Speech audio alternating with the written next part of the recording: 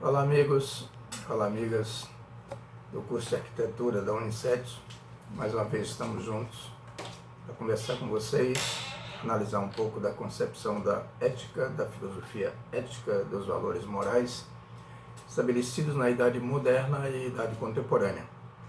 Já tivemos a oportunidade de analisar os valores do surgimento da ética a partir da Idade Antiga, especialmente com Sócrates, Platão, Aristóteles, os grandes referenciais da filosofia grega, e depois na Idade Média, onde predomina o pensamento religioso, predominantemente religioso. Os valores medievais eram valores estabelecidos pela igreja, pelo clero, e aí, lembrando que nós já tivemos a oportunidade de falar em outras aulas, é que a maneira de pensar tem uma relação direta com a maneira de viver. Nós não podemos pegar a ideia solta, abstrata, como surgisse da inteligência, da criatividade de um intelectual qualquer. Temos que contextualizar, observar que tipo de mundo, que tipo de valores, que tipo de ideias, quem dominava, quem era dominado em determinada época. Então, se você pegar o pensamento de Platão, por exemplo, já comentamos sobre isso, ele dizia que cada categoria social, cada camada social deveria ter seu próprio código de moralidade. Uns nascem para pensar e mandar, outros nascem corajosos para lutar e defender e manter a ordem social, e outros nascem, por sua própria natureza, brutos para trabalhar e obedecer. Evidentemente, é importante lembrar que Platão fazia parte da aristocracia grega. Falamos do século V a.C., o século de Péricles, o século de ouro, o apogeu da democracia, que depois vai declinar e vai ser substituída por um império, pelo Império Macedônico, que se impôs aos gregos pelo uso da força. Alexandre Magno da Macedônia foi educado por Aristóteles. Então Aristóteles exerceu influência sobre a formação intelectual de Alexandre, que propaga a cultura grega no mundo oriental, conquistado militarmente por ele. Dá-se o nome a isso de helenização, a propagação da cultura grega no mundo oriental, dos valores estabelecidos pela aristocracia grega.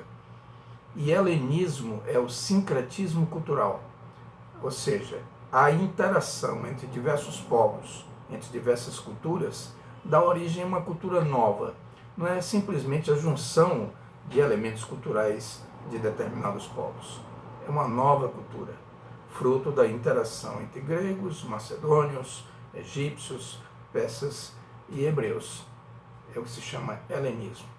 Então, quando chegamos à Idade Média, no sistema feudal, predomina a economia agrária, consequentemente a sociedade rural, e o direito de governar se baseava na posse da terra. Quem tivesse mais terras mandava mais, e quem tinha mais terras era a igreja. Então, o clero, a igreja, era a instituição mais poderosa, e, consequentemente, a formação das ideias das pessoas, das diversas camadas sociais da época, eram influenciadas pelo clero. A preocupação ética daquela época era a junção dos valores do homem com Deus. O homem é uma criatura de Deus, então ele tem que comungar com o que a igreja dizia que era a vontade de Deus. Esta era a preocupação medieval. Predominava, portanto, o teocentrismo, Deus como centro de todas as coisas, todas as explicações se baseavam na fé, existia uma mentalidade dogmática, ou seja, um valor absoluto, indiscutível, inquestionável, um misticismo religioso extremado, um certo fanatismo religioso, um espírito associativo que unia as pessoas dentro de uma mesma condição, e até a concepção astronômica chamada geocentrismo. A Terra era considerada o centro do sistema planetário. Com o desenvolvimento da humanidade, passamos desse tipo de mentalidade para uma outra forma de pensar. Está relacionado o renascimento cultural ao desenvolvimento do comércio, a ascensão da burguesia, a interação entre as pessoas na formação dos centros urbanos, surgindo, portanto, uma maneira distinta de pensar do que existia anteriormente. É o que se chama antropocentrismo. O homem se torna o centro de todas as preocupações. E as explicações que eram baseadas na fé, você explica tudo agora com base na razão. E mais do que isso, você desenvolve a capacidade crítica de pôr em dúvida, de questionar, em oposição ao pensamento dogmático que existia até então. Ao contrário do espírito associativo que unia as pessoas, passa a predominar o individualismo, o homem que se faz por si mesmo, pelo seu esforço, pelos seus méritos, pela sua capacidade para desenvolver as suas potencialidades. Então vai existir o naturalismo, o classicismo, a valorização da cultura clássica greco-romana, e em substituição ao geocentrismo, Nicolau Copérnico, cientista polonês, escreveu A Revolução das Esferas Celestes, em que ele vai defender o heliocentrismo. A Terra não é o centro do universo, a Terra gira em torno do Sol. Acontece que a igreja ainda tinha muito poder, e algumas pessoas, por defender essas ideias, foram perseguidas. Inclusive Giordano Bruno, por defender o heliocentrismo, foi queimado vivo. Agora imagine você se tocar fogo em uma pessoa, matar um indivíduo, por ser cientista, por usar a razão, por demonstrar, através da razão, que a Terra não era o centro do universo, era o Sol, pois foi morto por isso. Galileu Galilei, ao defender as ideias de Copérnico, foi preso, obrigado a se desmentir, e ficou preso até o final da vida. Era o tipo de mentalidade. Então, o surgimento de novas ideias vai pressupor também uma nova maneira de pensar, uma nova relação com os outros, uma nova concepção de ética. A ética é uma construção humana, portanto é social. E se é social, é histórica, ela evolui, ela se transforma, não é um valor absoluto, indiscutível, inquestionável. Ela vai se construindo pelos segmentos que compõem a sociedade ao longo do tempo. Então, quando chegamos no século XVIII, foi a época do iluminismo, o século das luzes. Por que eles usavam essa expressão, iluminismo, luzes? Era a luz da razão, em oposição às trevas da ignorância. E que ignorância seria essa? Sob o ponto de vista deles, o pensamento místico, o ascetismo medieval, as crendices, as manipulações dogmáticas existentes até então. Vai se formar uma nova mentalidade, um novo tipo de homem se forma baseado na razão e que procura explicar todas as coisas pelo uso da razão e faz da experiência o critério da verdade. Deixa de ser simplesmente o dogmatismo, é isso, e você procura comprovar que aquilo que você afirma tem uma correspondência com a realidade. A verdade é caracterizada pela comprovação. Então, o pensamento iluminista vai ter alguns nomes mais destacados, Voltaire, Rousseau, Montesquieu. Depois nós vamos ter a figura de Immanuel Kant. Immanuel Kant foi o grande referencial da ética, da chamada ética deontológica, a ética do dever ser. A ética de Kant é uma ética prescritiva, faça isso. É o imperativo categórico que se impõe a todos os seres racionais, rompendo, portanto, com os valores estabelecidos até então. O homem tem o dever de propagar a racionalidade e ver o outro sempre como sendo um fim em si. Você jamais pode ver o outro como um meio. A ação moral só tem validade se você agir em conformidade com uma lei moral interior. Não é uma lei jurídica, é uma lei moral, que você decide sobre como dever agir e sempre respeitando o outro, levando sempre o outro em consideração. Era a visão básica de Immanuel Kant. É, portanto, o imperativo categórico algo que se impõe a todos os seres racionais. Porque se a condição básica para alguém ser ético é ser livre para decidir o que fazer de sua vida. E a liberdade pressupõe o uso da razão.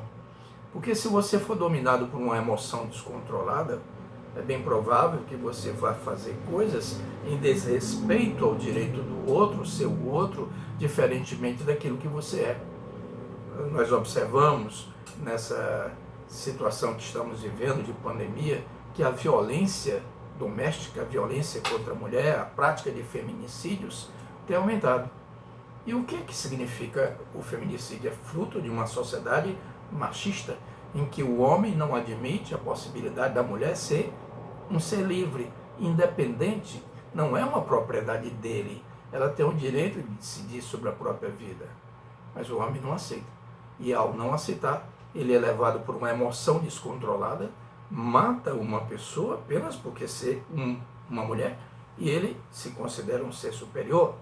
Isso é irracionalidade, é agir dominado, portanto ele está preso a uma emoção descontrolada. Ele não é um homem livre, racional, que pensa naquilo que vai fazer e mede as consequências daquilo que vai fazer. Então, isso faz com que a racionalidade seja o elemento básico da ética kantiana. A ética prescritiva é uma ética de atitude, daquilo como você deve agir, como você deve fazer. Então, o princípio básico da ética kantiana é o chamado imperativo categórico. Então ele diz: haja de tal modo que a máxima de tua ação possa sempre valer como princípio universal de tua conduta. Ou seja, se você quer que as pessoas digam a verdade, você deve também dizer a verdade, para que todos os outros seres racionais ajam da maneira como você age. Trate sempre o outro com respeito, para que você também seja tratado com respeito. É um princípio básico da ética kantiana. Aí você lembra de Confúcio, falamos sobre isso na outra oportunidade. Confúcio dizia: não faças aos outros o que não gostarias que os outros fizessem a ti. Parafraseando Confúcio, Kant dizia: faça ao outro o que gostarias que o outro fizesse a ti. Então, é um princípio básico da ética, o respeito ao outro. A condição básica é você ser livre para decidir sobre as suas ações e sempre respeitando os outros. Vamos trazer mais uma vez para essa situação que vivemos de pandemia. Observamos muitas pessoas perdendo o emprego, muitas pessoas passando fome, mas outras pessoas tiveram melhores condições, melhores oportunidades de vida, tiveram mais recursos, e que voluntariamente, por uma questão de consciência moral, resolve ajudar aqueles que mais necessitam. Isso é uma ação estritamente moral, porque é fruto da consciência, da racionalidade do indivíduo, do altruísmo, de ajudar o outro que precisa da sua ajuda e você tem condições de ajudá-lo. Mas se alguém fizer isso, não simplesmente pelo dever de ajudar, mas para levar algum tipo de vantagem pessoal, um aspecto político, por exemplo, você quer ser candidato a alguma coisa, e diz: olha, eu estou ajudando uma comunidade e tal. Isso perde o caráter ético, deixa de ser uma ação moral, porque tem um objetivo: você levar algum tipo de vantagem pessoal. Você não está ajudando o outro porque o outro merece a sua ajuda e precisa de sua ajuda.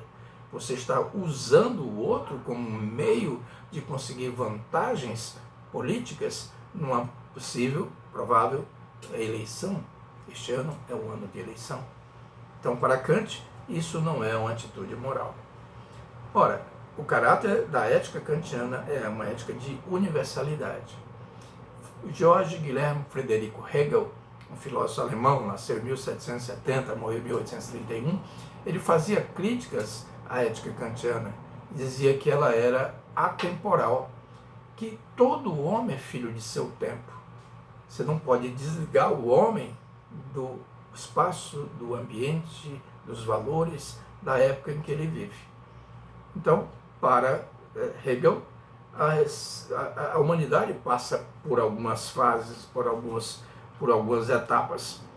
Essa evolução, diz ele, da consciência se dava a partir de 3 estágios: a razão subjetiva, a razão objetiva e a razão absoluta. Se você lembrar o pensamento de Auguste Comte, sociólogo francês, criador do positivismo, ele diz que a humanidade evoluiu passando por 3 estágios, 3 estados: o estado teológico ou fictício, o estado abstrato ou metafísico e o estado positivo ou científico. Então, Hegel falava também nesses 3 estágios. E se você adiantar um pouco, falar na filosofia de Kierkegaard, ele vai também falar em 3 estágios. Esses três níveis de relação, segundo Kierkegaard, correspondiam aos 3 estágios existenciais distintos: o estado estético, o estado ético e o estado religioso, sendo o primeiro deles o mais pobre e o último o mais elevado. Evidentemente, você pode concluir que Kierkegaard era uma pessoa profundamente religiosa, mas nessa visão de mundo, essa etapa de transição entre o pensamento idealista de Hegel, vamos ter o pensamento materialista de Karl Marx. Karl Marx, um sociólogo alemão, um escritor, filósofo, fez o doutorado dele sobre a filosofia grega de Epicuro e Demócrito, e aí ele vai dizer: não é a consciência do indivíduo que determina a sua realidade social. É o contrário, é a sua realidade social que determina a consciência do indivíduo. E ele estabelece a metáfora de uma estrutura, de uma construção. A infraestrutura é a base de sustentação de uma superestrutura. Primeiro você constrói a base material, que é a base econômica. E a base econômica está diretamente relacionada à base social. Ou seja, você não pode separar a economia da sociedade. Porque só surge uma atividade econômica se alguém fizer surgir. E só surge a agricultura se tiver o agricultor, e só existe o agricultor se ele praticar agricultura e assim por diante. Só há comércio com comerciante, indústria com industrial, banco com banqueiro. Então, há uma relação de interdependência. As transformações acontecidas na infraestrutura, na base material, elas vão se refletir na maneira como se pensa, nas estruturas políticas, na organização jurídica e na sua fundamentação ideológica, onde se inclui a ética, a moral, a religião, as crenças, os valores, tudo faz parte de uma superestrutura. Então temos que ter essa percepção. E aí ele vai dizer que a base material vai servir de suporte, de sustentação para a base ideológica. E que temos uma sociedade profundamente hierarquizada, estratificada e por isso mesmo conflitante. E que as ideias dominantes em uma época são sempre as ideias das classes sociais dominantes naquela época e lugar. Portanto, para ele, a ideologia dominante, os valores estabelecidos na época do século XIX, a época que ele viveu, na época da Revolução Industrial, era transformar o homem apenas numa força de trabalho para gerar riqueza, para produzir valores que seriam apropriados pelos donos dos meios de produção. E você pode perceber que o pensamento de Marx era um pensamento revolucionário, em defesa dos interesses da grande maioria da classe trabalhadora. Achava ele que se o trabalhador rompesse com a alienação a qual ele estava submetido, se poderia criar uma sociedade mais justa para todos, com oportunidades para todos, e com base nessas oportunidades você desenvolveria suas potencialidades e poderíamos ter uma sociedade onde as pessoas todas tivessem condições de viver com dignidade. Ora, quando ele procura conscientizar o dominado de que ele está sendo explorado, que está sendo oprimido pelos donos de meio de produção, há uma reação contra ele por parte dos donos de meio de produção. E tem gente que faz críticas ao pensamento de Marx sem nunca ter lido Marx. Isso caracteriza o processo de ideologia, que ele Marx chama a ideologia de uma falsa consciência, de uma consciência invertida, que transforma uma coisa negativa numa coisa positiva. E quando perguntamos sobre o salário do trabalhador, o que é que costumam responder? O patrão paga ao trabalhador um salário pelo trabalho realizado pelo trabalhador. Isso não é verdade. Nenhum trabalhador assalariado, em época alguma, em canto algum, recebeu um salário correspondente a tudo aquilo que ele produziu. Porque se isso fosse verdade, se o trabalhador produzisse 10 mil, ele teria que receber 10 mil. E se acontecesse assim, a empresa não teria lucro. E se não tivesse lucro, a empresa ia ser levada à falência. E se a empresa falisse, o trabalhador ficaria desempregado. Então a essência, a característica básica do capitalismo é a exploração do trabalho pelo capital, o que Marx chamava de mais-valia. Mais-valia é o valor a mais que o trabalhador produz em horas de trabalho pelas quais ele não recebe remuneração. Então, para ele, Marx, o choque de ideias nada mais era do que um choque de interesses. E para você se colocar como sujeito de sua própria vida, de sua própria história, é necessário você ter consciência da realidade tal qual a realidade é. Então, quando passamos um pouco mais para o século XX, Jean-Paul Sartre, que já falamos sobre ele, nasceu em 1905, morreu em 1980, ele defendia uma filosofia existencialista e que era baseado na liberdade. Ou seja, frase conhecidíssima dele, o homem está condenado a ser livre. Nós somos o que fazemos do que fazem de nós, segundo ele. Dizia mais, nos seres, quaisquer seres, a essência precede a consciência. A essência precede a existência, desculpe. A essência é aquilo que faz com que a coisa seja aquilo que é. Uma faca foi feita para cortar. Ela foi pensada, ela foi projetada, foi planejada para cortar. É a essência da faca, é cortar. Um veneno é feito para matar. E segundo Sartre, o homem não nasce com nenhum propósito, não tem nenhuma essência. E já que não temos essência, segundo Sartre, temos que construir, através do nosso projeto existencial, ao longo de nossa existência, a nossa essência. Ou seja, nós primeiro existimos e depois construiremos a nossa essência através dos nossos projetos existenciais. Para ele, se você é um ser livre, você é inteiramente responsável pelas suas ações. Mesmo quando você deixa alguém interferir sobre sua vida, ainda assim, diz ele, foi você que decidiu, foi você que permitiu. Então você não pode atribuir a outro uma responsabilidade que é sua. Você é um homem livre e por ser um homem livre, você é responsável pelo que você faz. E lembrando o mundo que viveu Jean-Paul Sartre, ele viveu na época da Segunda Guerra Mundial. Ele foi um combatente do nazifascismo.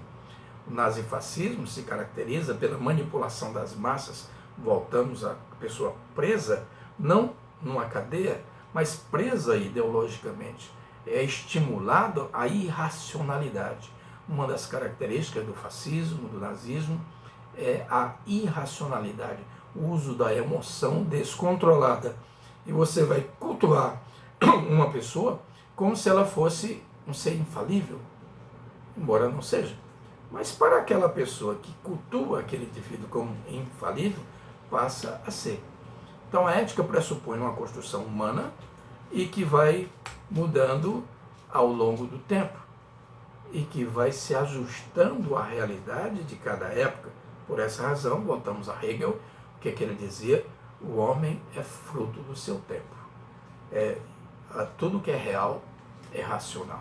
E tudo que é racional é real, dizia Hegel. Só concluindo, o pensamento de Jean-Paul Sartre, voltamos a Sartre, é exatamente a visão da liberdade. Eu já disse a vocês várias vezes, a condição básica para uma pessoa ter uma atitude ética é ser livre para decidir sobre o que fazer. E sempre levando o outro em consideração, respeitando o outro, fazendo uso da razão e universalizando essas ideias.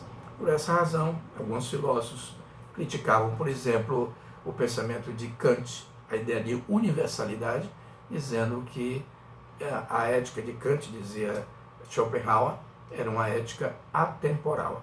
E como eu disse, Hegel dizia, o homem é sempre filho do seu tempo. Cada época tem a sua maneira própria de pensar e que se ajusta aos valores instituídos por quem domina naquela época e lugar. Ou seja, você tem que fazer uma relação inseparável, uma visão holística da realidade, ter uma visão do todo, não pegar a ideia solta, valores absolutos, inquestionáveis, dogmáticos. A ética é uma construção humana, que ela está sendo feita por todos nós e levando sempre o outro em consideração. Muito obrigado, cuidem-se, fiquem em casa, a pandemia vai passar e voltaremos a ter contato, abraçar cada um de nós, abraçar as pessoas que você ama, que você gosta, que você respeita. Até mais.